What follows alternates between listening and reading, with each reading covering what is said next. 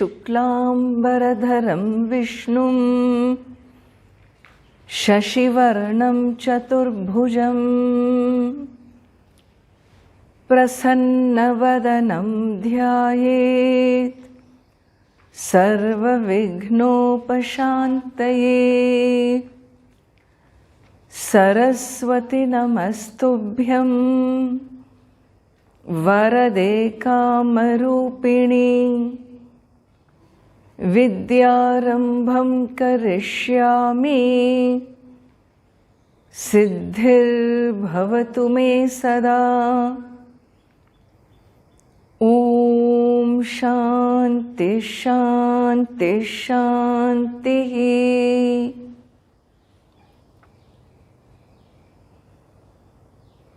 Om Bhadram Karnebhi Shrunuyama Devaha Bhadram Pashye Makshabhiryajatraha Sthirairangai Istuštuvagum Sastanubihi Vyashema Devahitai Yadayuhu Swasti na Indro Vriddhashravaha Swasti na Pusha Vishwavedaha Swasti nastarkshyo Arishtanemihi Swasti no Brihaspatir Dadhatu. Om Shanti Shanti Shanti.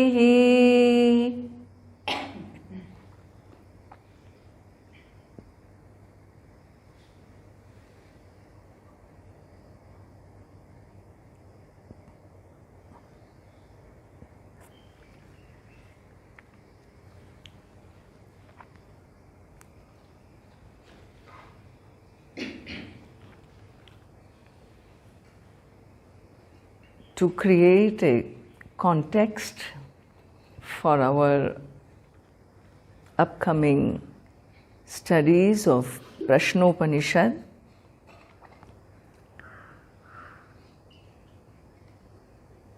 the way our tradition reveals what is to come, it's very important that we understand a context of any learning. When we begin the study of the Bhagavad Gita, as some of you have already been studying, there are 18 chapters in the Gita.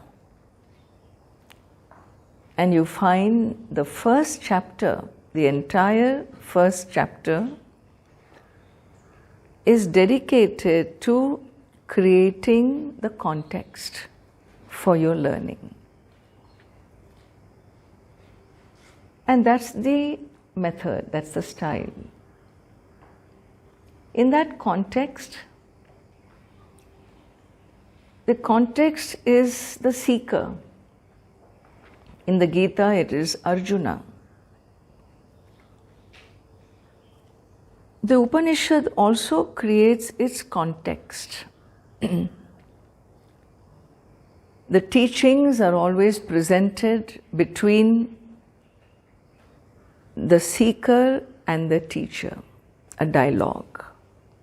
It's the style of the tradition. And as we learn, we realize why it is so. Creating a context is about, as a person, identifying with that seeker, if I were him, or if this is what he went through, this is precisely what I'm going through. And so unless one owns up the context, what is to follow is highly abstract. It's metaphysical, it's esoterical, it is non-physical realms. What is to follow? The answers are not ordinary. And therefore, unless I connect with the seeker, the learning becomes like an academic study, It doesn't belong to my heart. In the Gita, it is the chapter 1 shows the conflict and the pain of Arjuna, the disciple. What leads him to this situation where he wants answers in life? Unless we know what that pain is and you connect to that pain, you don't connect to the answer given because it goes over the head. Why? Because I don't even know what for all this. Is it for interest? Is it for fancy? Is it for academic studies? So unless one connects the disciple within oneself, Vedantic learning can become out of relevance, non-contextual, you see. And therefore, to very briefly help you see a human life as the Vedic philosophy presents human life, basically, human beings consider themselves very unique from all life forms on earth. You all agree on that? We think we are different. Not merely different, we are highly exalted, highly evolved, highly capable, highly smart, highly intelligent. So much so that we can control our environment, we can improve our environment, we can modify our environment to suit us, to suit what we want. Isn't it?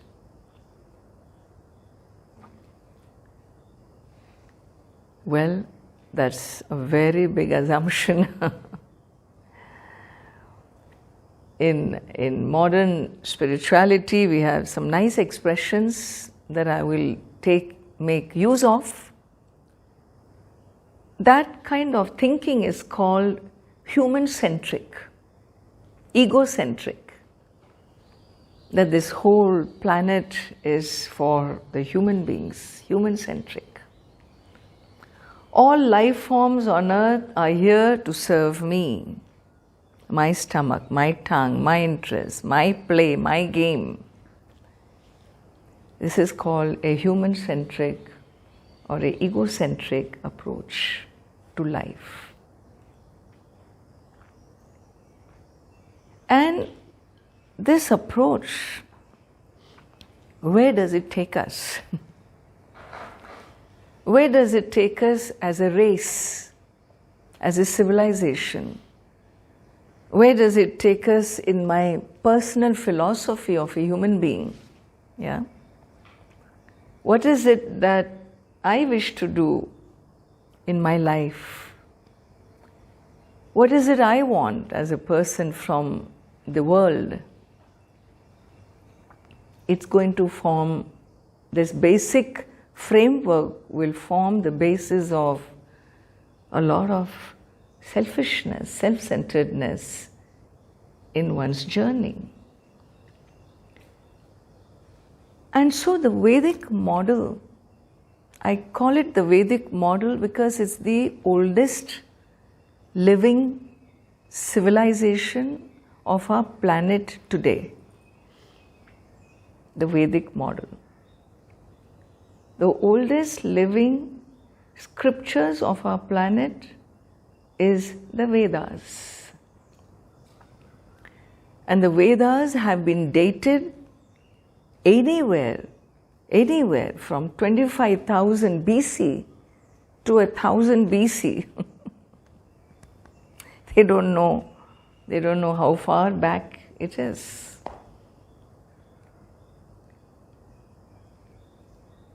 In India, we say that we are not committed to creating historical mapping or carbon dating. We are not committed to that.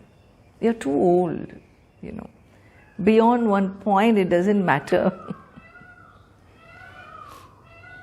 And so we never really had historians. There were no Indian historians.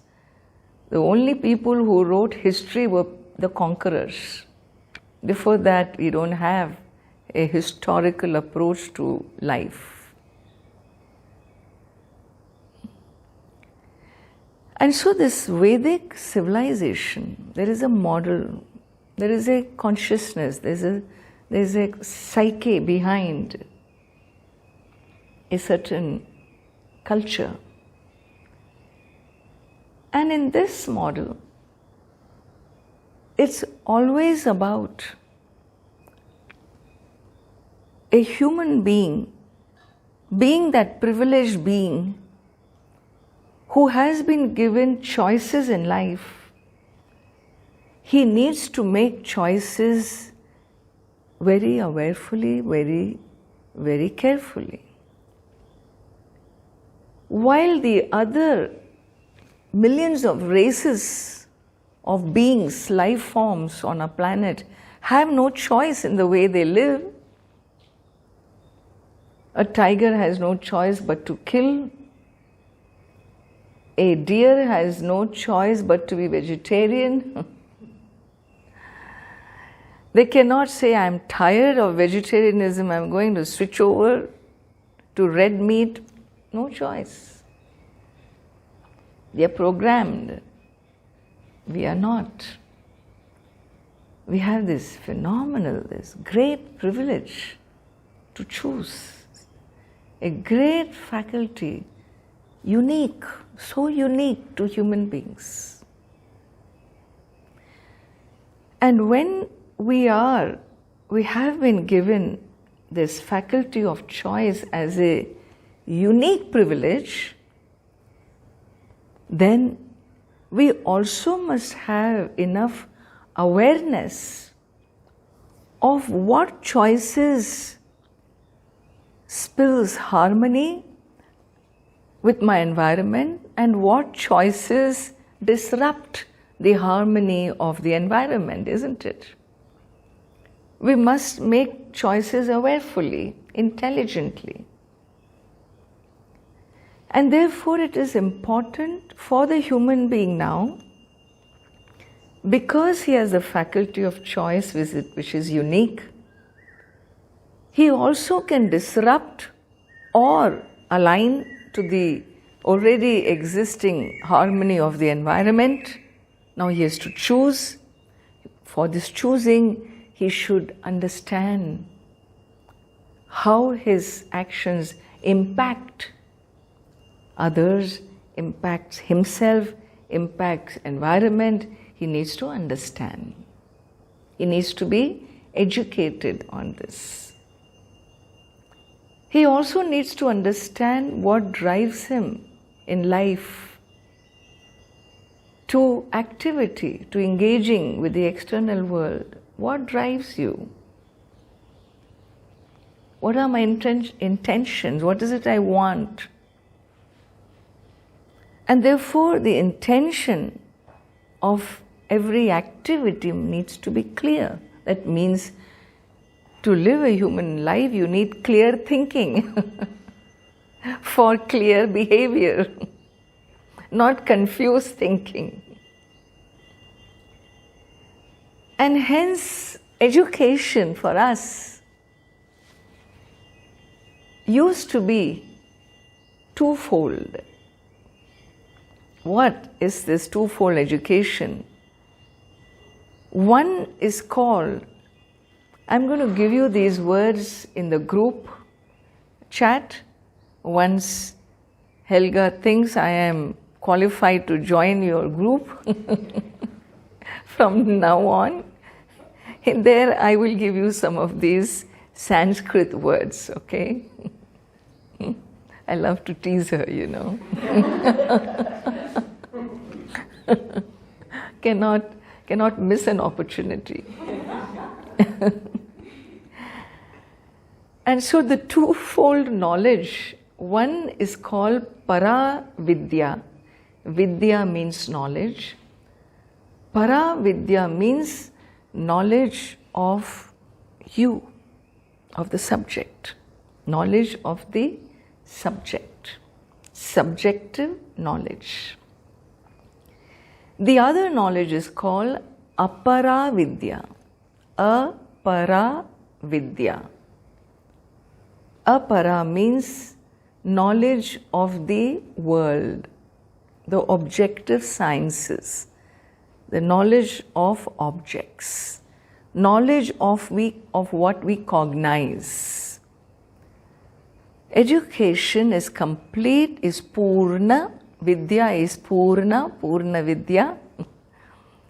Education is Purna, means complete, when there is Para-Vidya and Apara-Vidya in one's life. Knowledge of the objective world and knowledge of the subject.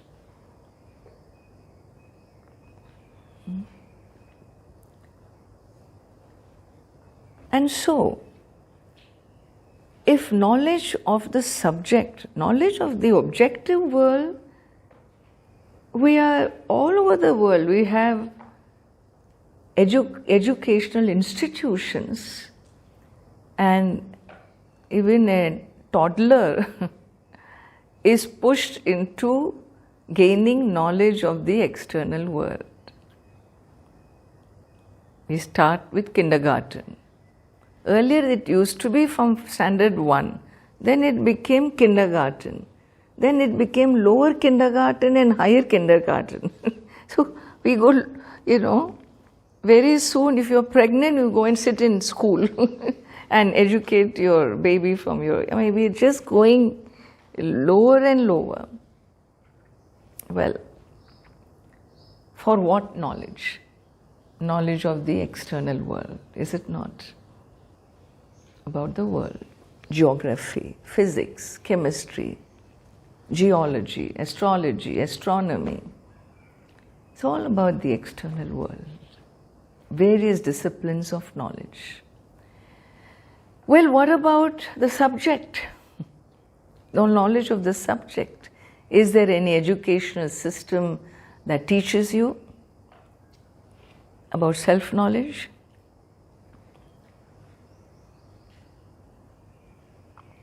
Who am I? My own physiology, my own prana, my breath, my thoughts, my needs, my wants, my cravings, how they direct my choices. The hope is I learn these things at the home front. The hope, I say.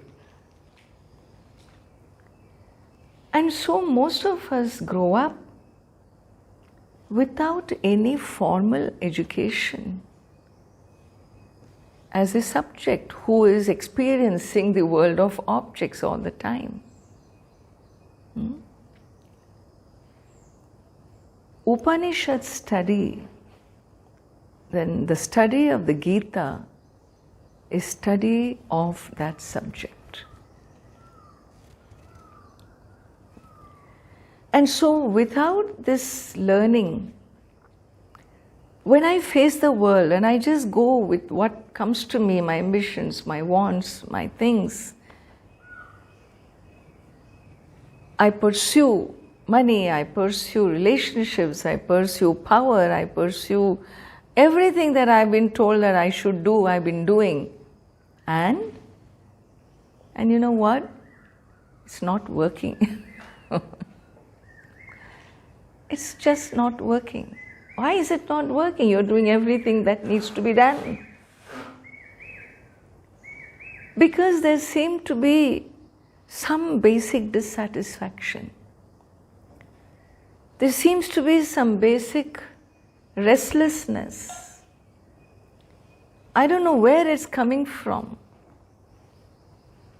My parents tell me, you are so reactive. My sister says, you don't have a head on your shoulders. You are the black sheep of the family. My partner says, when will you grow up? You behave like a kid all the time. Everyone has some judgment about me. And then my religion comes and further calls me names, that I'm a sinner and so on and so forth.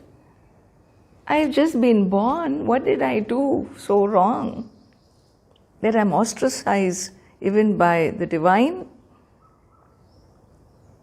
That I go through so much pain and suffering? And so, what is this life about? What is it I'm doing? Who am I? If such questions arise in your heart so deeply that you just have to find answers, you can't move forward without knowing, well, that's when you start looking for yoga posters, That's when you start looking for some spiritual type people, some hobos, some people who are living differently, who don't somehow look like they are part of the normal society. You look for something different to emerge from them. That's when you join a TTC, which you have done. That's when you stop all your activities, or everything else can be put on hold, because to me now, this is most important. I must have answers. Very good. Congratulations. Welcome. This means it's working. You are awarefully living your life and seeing, being honest. So when your attention turns from the external pursuits towards this paravidya, towards the knowledge of the self, towards trying to find answers that don't just pop up from learning disciplines of knowledge, well, your journey, your spiritual journey has begun.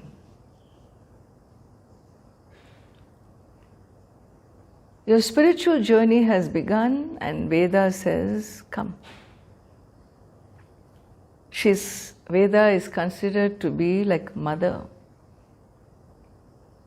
Mother is always someone for whom, this is how we look upon a mother, who always knows the need of the child. And the need of the child is on and above her own need,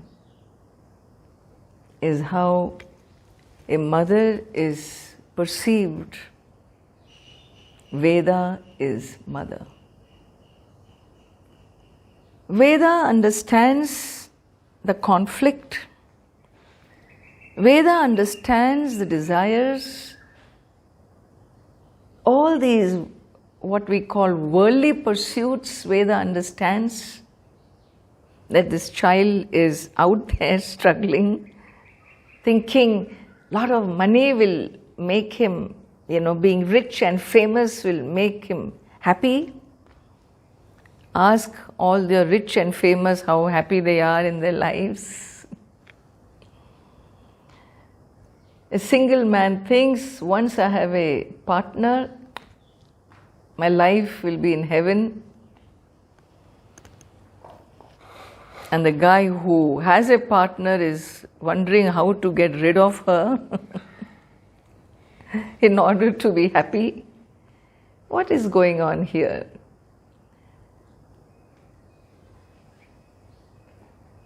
And there are others who have killer instincts just to get up there in their corporate pursuits, in their career pursuits.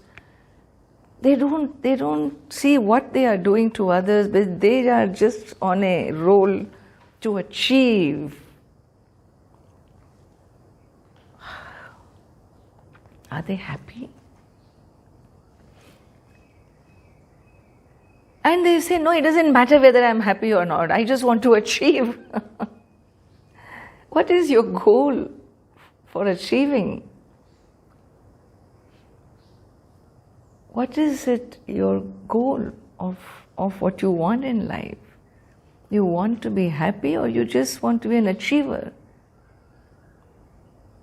What is it you want? Basically, your underlying want. What is the underlying want behind all wants? The Veda educates us, and it consolidates all wants. It's amazing way of looking at a human life. It consolidates all types of wants into 4 broad categorization. One type of want that makes you chase the external is called wants that are driven by insecurity, financial insecurity, relationship insecurity, lack of a dream house in my life insecurity. You can add on to the list, health insecurity. And with all my loved ones, the one big insecurity is this thing called death, which is around the corner. Anytime, anyone, it can gone. Big insecurity, fear of life, big insecurity. Dealing with uncertainties. How can it make you feel secure? Of course, you're given to insecurity, day in and day out. Food insecurity. You land in India, you don't know this next meal whether my stomach will take it or not. Insecurity. Whether this water is okay or not, insecurity. The fundamentals become so wobbly. And I have to act on it, and therefore actions which are driven by insecurity are actions meant to make us secure. And that security-seeking activities is called an effort, a pursuit, and that pursuit is named as Artha, A-R-T-H-A, Artha in Sanskritam. Artha-based pursuits, right, can relate to that. And not only Artha-based pursuits, we have different types of pursuits. The second category is called Kama. Kama, searching for happiness, fulfilling desires. If my desire is fulfilled, I will be a happy person, and this is called Kama. With this conclusion that fulfilling a desire makes me happy, it's a conclusion, it's a connect I have already decided. Happiness comes from fulfilling desire. That means if a desire is left unfulfilled, I will be unhappy. It's a conclusion. And therefore I chase my desires, fulfillment, and those types of pursuits are called kama.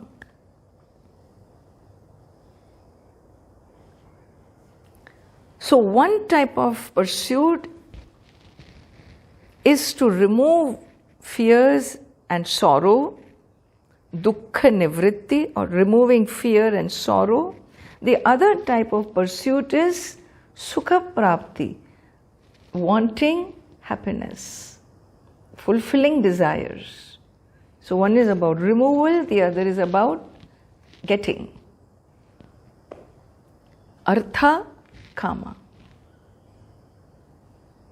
Now, if you get any quiet moments in the next few days, start noting how much pursuit in your day is towards artha, how many activities we do towards kama.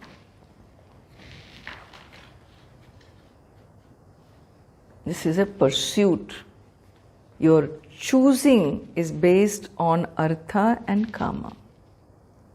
Having a job, having a home, wanting relationships, just about everything you ask me will come under artha and kama. And Veda says, you know what? You're not the only one who's pursuing artha and kama. What? I thought human beings are unique. No, you're not unique. Artha and kama pursued every life form has.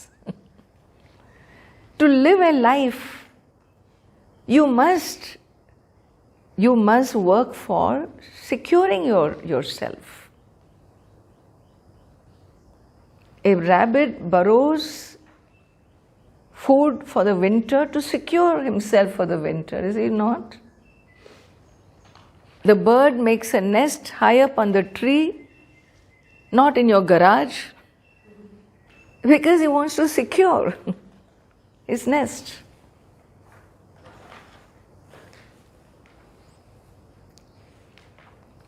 When a cat is delivering its baby, it's not going to do it on the roadside. It goes in some corner, you just don't know where they disappear, because securing the baby, its life and itself from predators.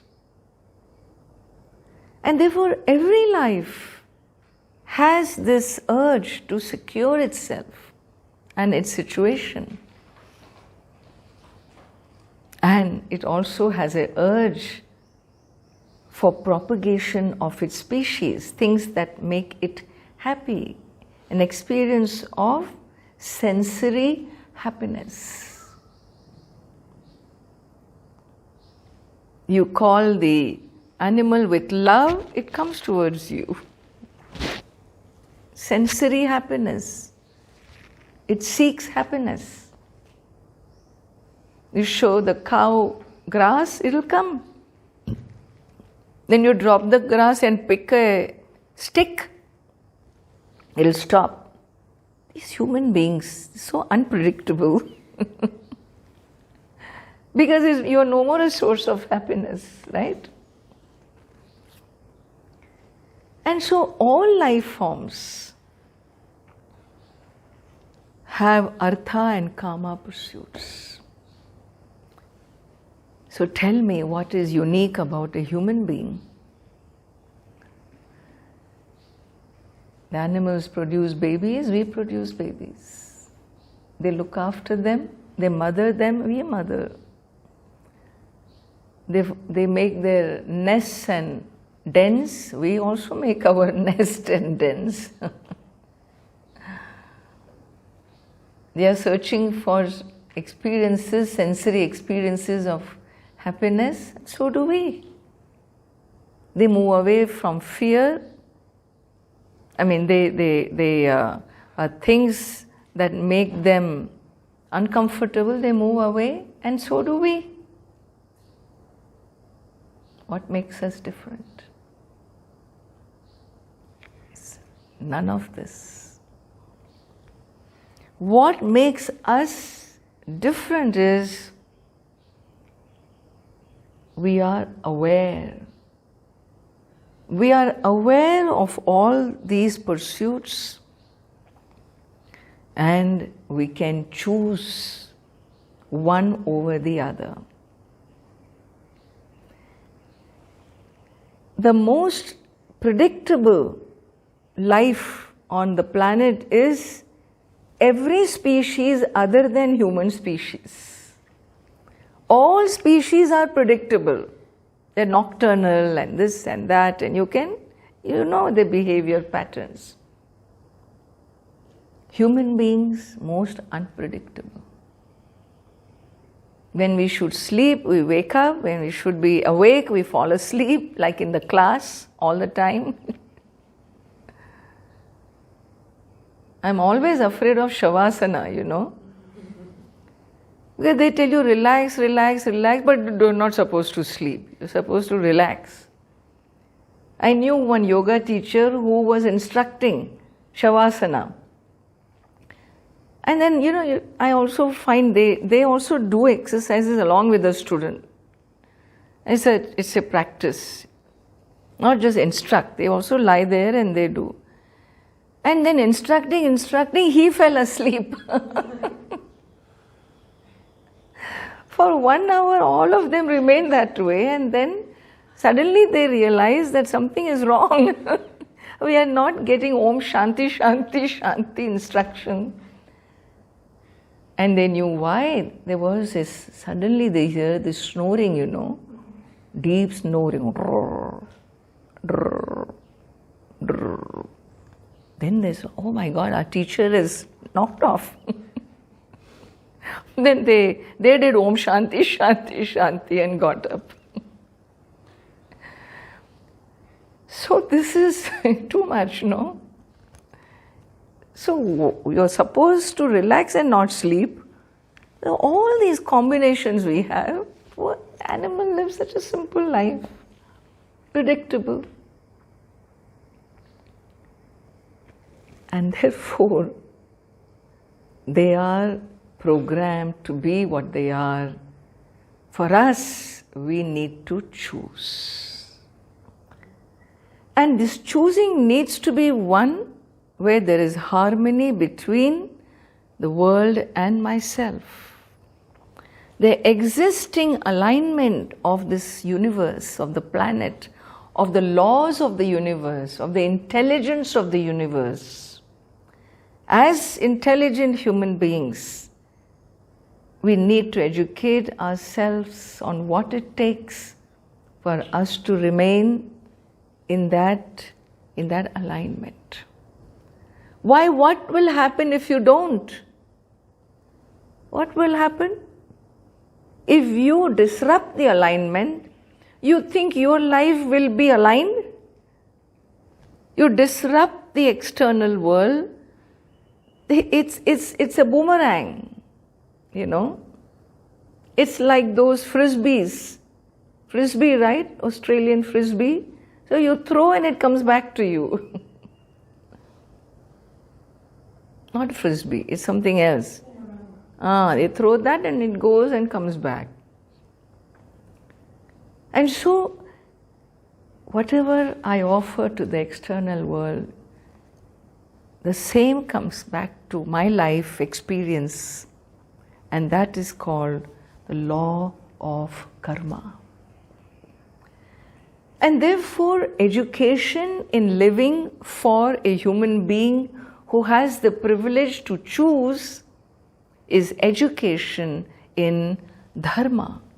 What is dharma? What is right living? What is wrong living? Right, wrong becomes some parameters for us to align.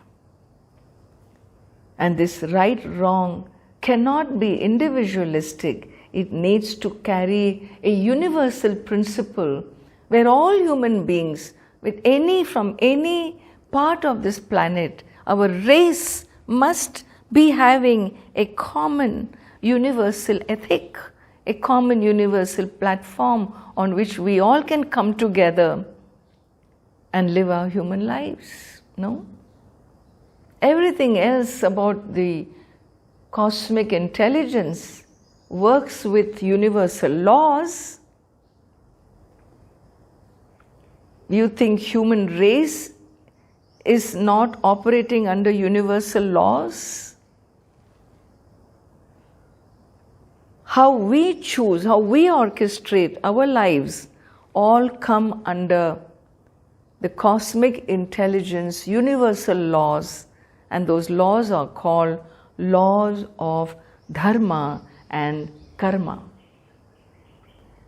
And therefore, when we make choices, we need education in dharma, we need education in karma. Once we know what is dharma and karma and why we experience what we do, why this happens to me and not my friend, why that happened to that person, you understand these laws that we are subject to, then our choices become more and more refined, more educated, more awareful, so that we live in sync with the universal laws of creation. This is called normal human living. This is nothing to do with spirituality. It is simple ethics, human moral ethics. When the basic ethics are lacking, anyone who speaks truthfully is considered spiritual. Because even the basic ethics are lacking. Oh, he's a good man, such a spiritual person. He's not spiritual, he's just a good man. Because he's honest and straightforward, and that's what we are supposed to be. Dharma, Artha, Kama is one package of human life. One package. It's a minimum. I experience Artha pursuits, I experience Kama pursuits, and I must, to handle my Artha and Kama, I must have education in Dharma. This is called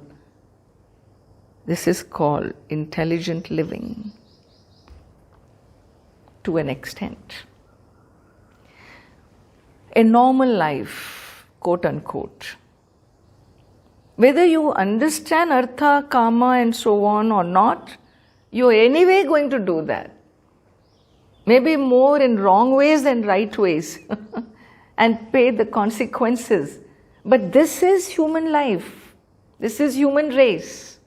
It's all about Artha, Kama and Dharma. Please reflect on this and tell me if there is another way to categorize and bring all your life wishes in any other category other than these three. I have thought about it and it seems perfect in understanding who we are and what we do.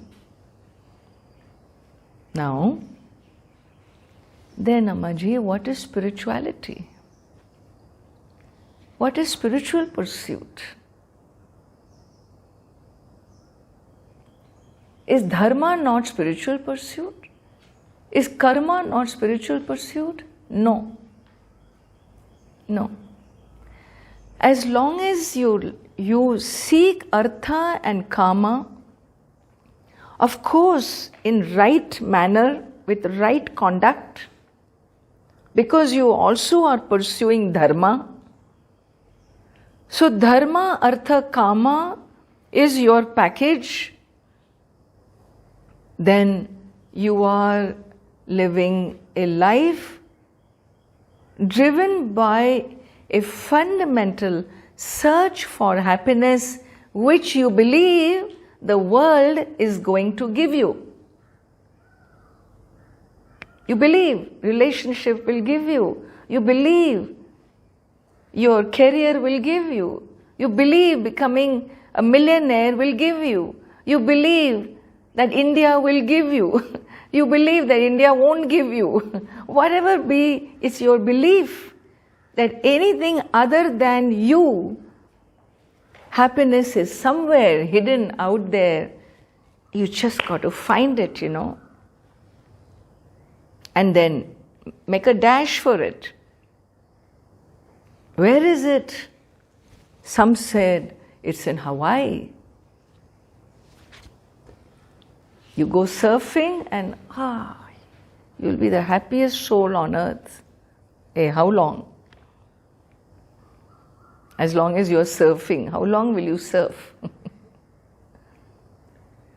Any source of happiness in the external world is going to be, my favorite expression, ice cream happiness.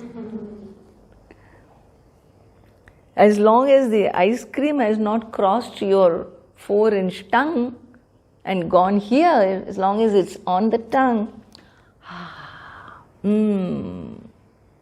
how long can you do? Temporary. This is all temporary. Time-bound. Time-bound. Artha, kama, dharma pursuits for happiness, of course you achieve, but it's always time-bound. Right or wrong? Relationships, time-bound. Career, time-bound. Once I get that degree, I've made it. That thinking, time-bound. This is all, it's all about, that's all. Minute you get there, then you realize, that's all. And people who go higher and higher and higher, finally they say it's lonely up here on the top. Lonely. I thought you were the happiest on top there. I'm lonely.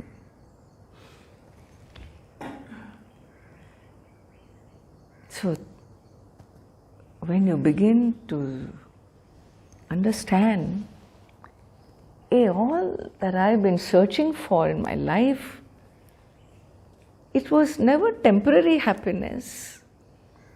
When I met my partner, it was, not till death do us apart, it was for lifetimes.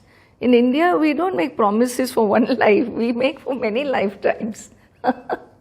We'll come again and again together, we'll remain together for many births and so on, we extend. But it's another bubble, right? You're keeping your bluff going for many lifetimes.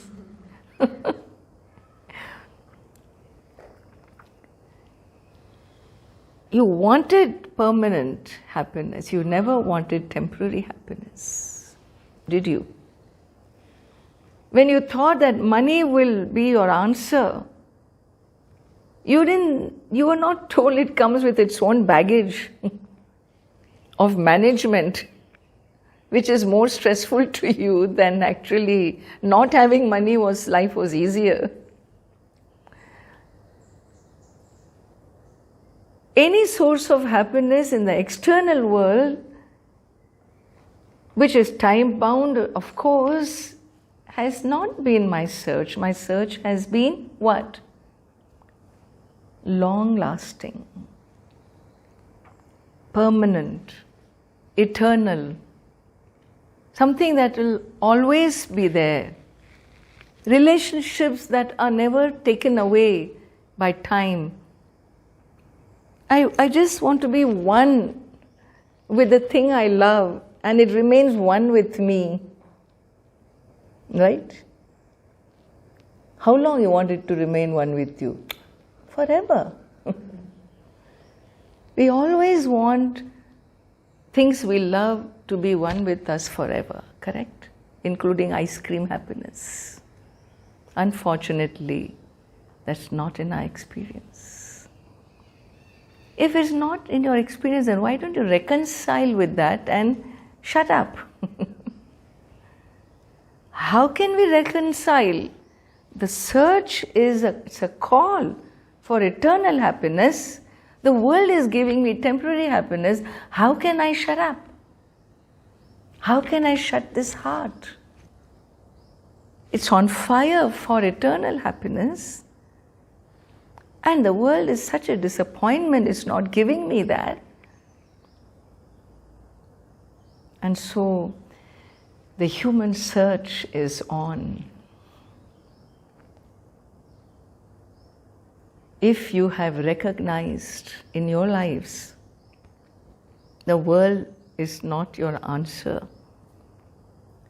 the external world, the relationships, the people, the pursuits, the money, so on and so forth is not going to give you what your soul is calling out for.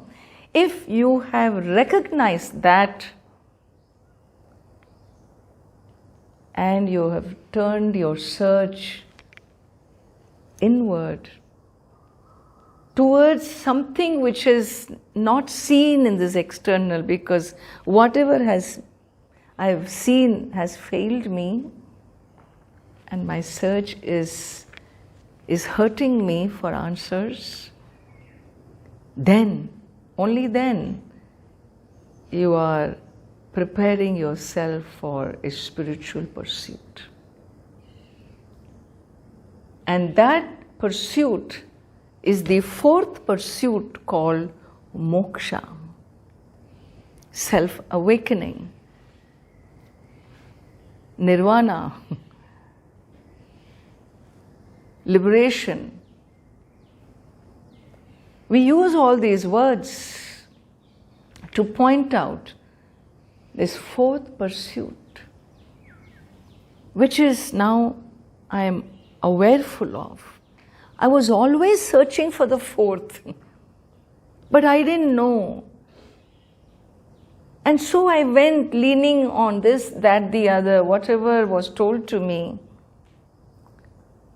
I was always searching for the fourth, but now I'm aware that that's not going to give me. It's something else I'm looking for, something higher, something bigger, and my soul is not satisfied. What is that? Who am I? Why did I come here as a life form? Where am I going to go after I pop off? Is there really a journey? Is there something called eternal happiness, or that's a bluff? If it is eternal, why is it not with me now? These fundamental questions, when they catch you, and you want answers, and you find a possibility of an answer, that journey is called spiritual journey. And what is it I need to do to make my life spiritually aligned now? Materially I was aligned all along. Now if I have to be aligned, prepare myself, what is it I need to do? Because now I want to do that. Should I do pranayama? Should I do yoga? Should I go jogging? Should I go sit in an ashram in India? Should I disappear into the Himalayas? What should I do for this soul to be pacified? Well, whether you know it or not, whatever you have done to reach here is the right thing. It is this search, it is this chapter 1 of the Gita, it is this Arjuna in every one of you that has brought you to this course, to this learning, because the answers are here. The Veda says, come. If you wanted dharma, artha, kama, I would have helped you in that also. The first portion of the Veda helps a human being in dharma, artha, kama, so that you don't suffer too much. I'll help you, I'll support your success story in the material world. And Veda supports. She's mother, Child wants a balloon, okay, give it the balloon. Balloon is not the answer. It doesn't start a philosophy. You want balloon, okay, honey, you will get your balloon. Mom doesn't say, why do you want a balloon? I have properties worth billions of dollars. Just stop crying, honey. There's so much inheritance. You are a prince. You don't need a balloon. You think this kid is going to understand? I want balloon means I want balloon. We all have been searching for balloons. And the Veda is not going to say, don't waste your time. Say, okay, you want balloon, I'll support, I'll give you. When you say, I'm done with the balloons, every one of them broke, burst, I want something more permanent. Then Veda, mother comes along and says, come honey, I've been waiting for this day to declare all these property documents which was already in your name. Veda says, come, I have answers for you. And what's the answer? This section of me called the Upanishads. In the Upanishads you will find what you have been searching for. That new gift of life, that new shift of life, that new pursuit called moksha pursuit will be fulfilled in the Upanishad learning. And what it is, we will see beginning from the next session. Okay? Om Sarva Mangala Mangalye Shive Sarvartha Sadhake Sharanye Trembake Gaure Narayani Namostute. Om Shanti Shanti Shanti.